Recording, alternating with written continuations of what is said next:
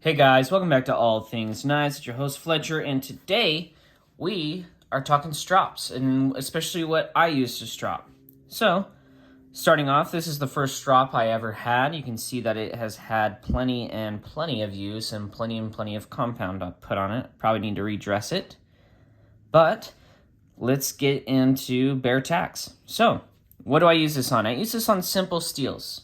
Really simple steels. Basically anything that does not have vanadium carbide on it, I will use this. The chromium oxide is plenty hard enough and will do the job.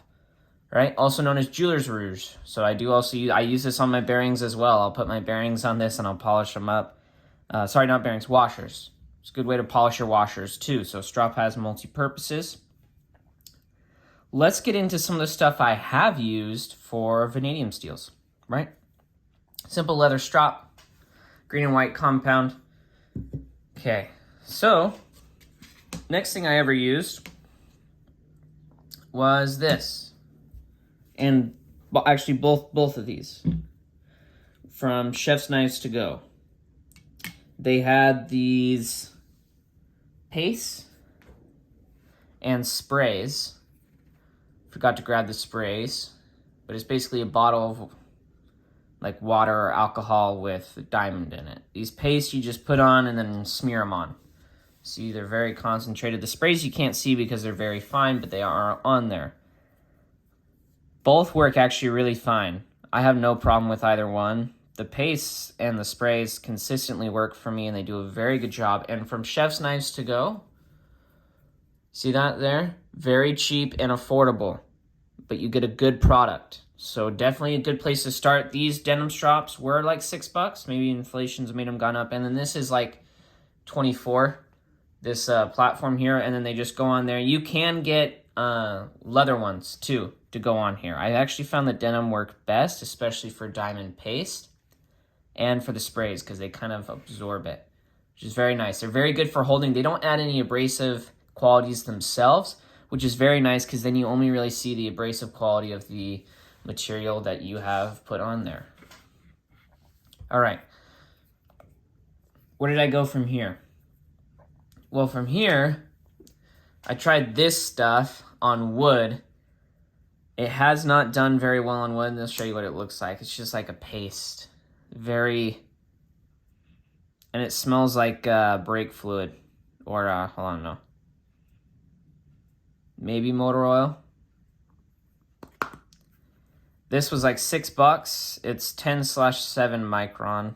Yes, this is Russian. I believe 10/7 is the micron rating. So it's anywhere from 10 to, it's in between those two. I've used it. I mean, it works. It's like Vaseline. So I need to try it on something like this where it'll absorb and then kind of dry. So, I mean, you can try these. I haven't had very good luck with them. It is 10 micron. Okay, some other stuff. So this is CBN.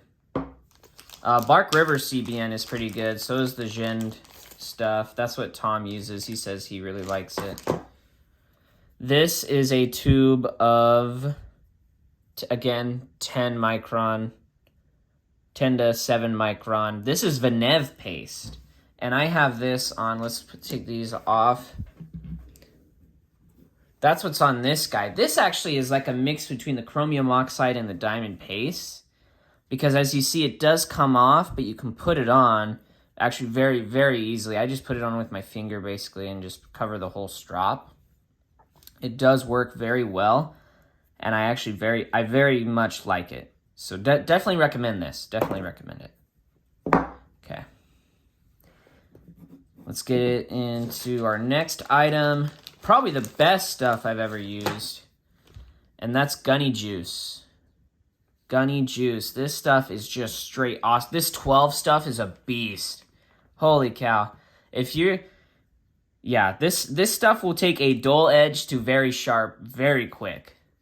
You just pop some of this 12 micron. It's got it marked right there. I have the 9 micron. I'm probably going to get myself either the 5 or the 2, I think, to throw in another one of my strops to see how it does. Really like it. I put it on and then I spread it. Very much like it. Very much recommend it.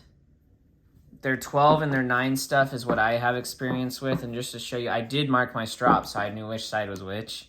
I just haven't remembered now, but when I was first starting out. And that's the great thing is with a strop like, it's very personalized. Stropping and what you decide to strop with is very personalized. So say you don't want to use what I have and you have something else that works for you, use it. Use it. Use what works for you. I just figured I'd show you guys, like when I'm doing my steel tests, what I'm using, which is I do the 12, the 9, or if it's not a very big burr, I'll do the 10. I'll do the 10, the 5, and then the 1. But I also mark on the back of my, so this is the 0.5, and then I have the 1 micron, which is the spray. And then see, that's the 3. I also have a 5. And so that's what I use, unless it's a very simple carbon. Like on Nitro V, I used this one time, and it worked very well. Just so I have variance, so I can show you guys that these steels will perform well, no matter if you're using diamond or other compounds, like chromium oxide or maybe silicon carbide. But the vanadium steels with vanadium content, vanadium carbide is very hard. You do need these diamond or CBN compounds. But the reason that I have these other ones is it's what I started out on. And if you're still using this for your vanadium steels, yeah, they work.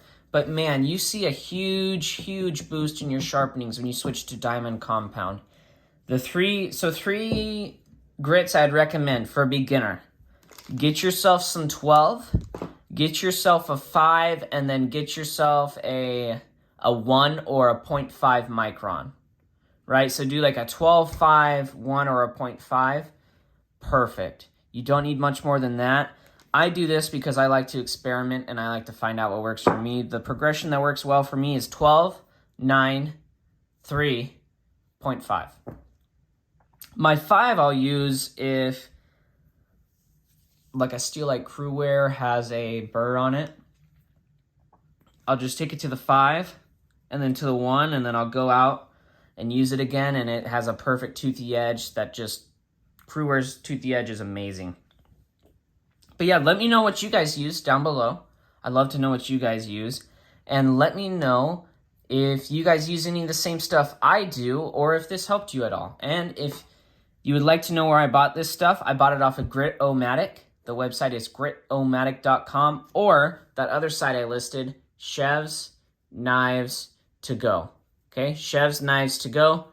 I'm not very good about putting links in my videos, but that's because I'm probably making this like a week out from when you guys see it, so I just forget sometimes.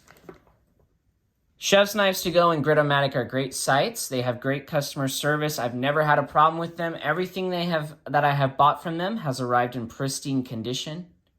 I have had zero problems with any of the stuff they sent me, and they make a good product. These little blocks here are from Grit-O-Matic. I think they're like $10. Phenomenal. Yeah, I'm pretty sure these are, and if they're not from Grit-O-Matic, they're from Chef's Knives to Go, but they're like $10. Get yourself one of these, throw it in your truck. They're awesome. Or just use it at home, because you don't need a huge big old strop. You just need something like this. It's a little 5x2. It's perfect. It's exactly, yeah, I don't really need anything more than this.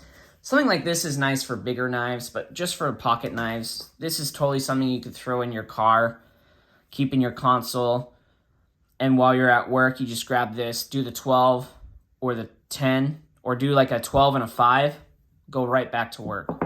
Good to go. And then just as your knife dulls, you just keep bringing it back to the strop. Perfect. It's perfect for that. Bigger strops are better for bigger knives. All right, we'll stop with the rambling. Let me know what you guys use. Let me know if you guys have any questions about any of this stuff.